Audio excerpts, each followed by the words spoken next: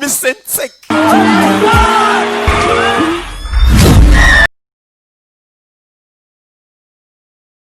Ubu ngubu noneho hari ahantu ngiye gutara amakuru ku mukire bita Khalifa, ngiye kumubaza uburyo amafaranga yaba yarayabonye, ariko mwibuke no gukanda subscribe mukandi na marayika kugira ngo mujye mubasha kudukurikirana, ariko nta nkubita urushyi munsabire mu marere rwose mu ntabare.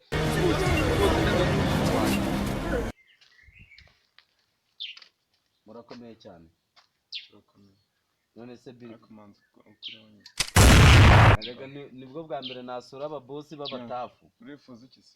Nyine ngewe ndashaka kumenya uburyo nkawe Khalifa nyine amafaranga wayagezeho gute kugira ngo ugere aha ngaha. Fata sheke usinya amafaranga. Nyine ngewe ntabwo ndi kugusaba amafaranga, ndi kukubaza ngo amafaranga kugira ngo uyagereho byagusabye iki kugira ngo uyagere muri aka kazi. Wowe fata sheke usinya amafaranga ushaka.